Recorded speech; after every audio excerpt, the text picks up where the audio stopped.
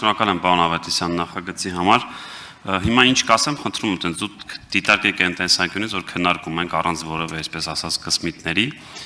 ինչքան տեղյակ եմ մեքենա ունեք, մեքենայով գալիս եք կարծես թե ազգային ժողով։ Խնդրեմ ասեք ձեր մեքենայի գույքահարկը տարեկան ինչքան է, եւ օրինակ ձեր բնակարանի գույքահարկը այս ավելացված վիճակում ինչքան է։ Օրինակ ես ստուգեցի։ Իմ բնակարանը անգամ այս թանկացումներից հետո տարեկան 17098 դրամ է կազմում։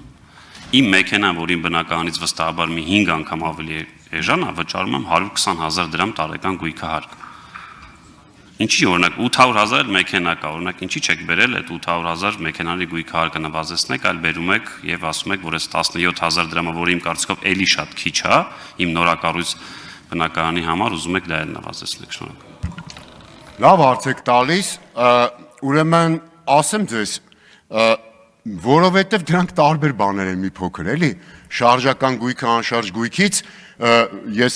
ուղղակի այդ համեմատությունը վստահ եմ դուք էլ գիտեք, ես մեքենա ունեմ, բայց շաբաթվա մեջ,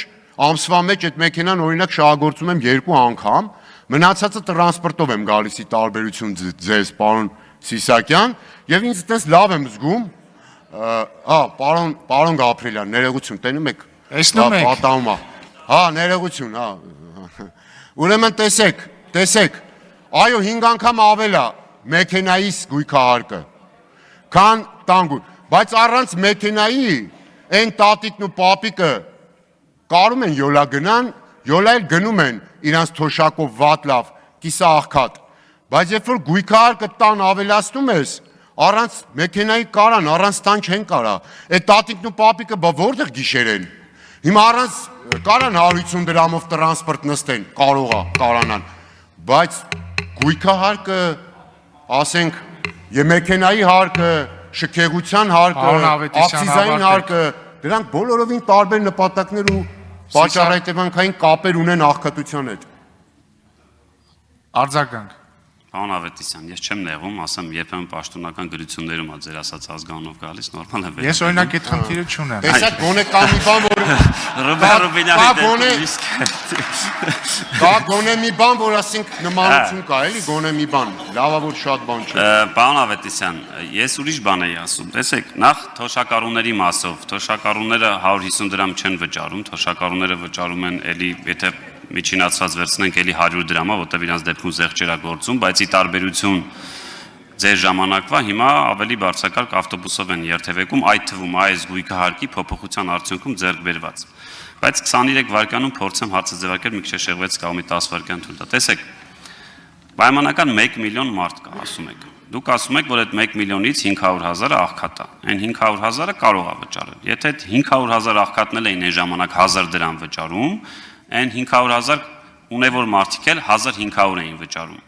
Հիմա ուզում ենք ինչ-որ մի բան կառուցել։ Ավելի արդար չի, որ այն 1000 դրամ վճարողը հիմա վճարում է ձեր ասած այդ որ բացարձակ թվերով ասում եք 5 անգամ կամ 4 անգամ, հիմա կվճարի տարեկան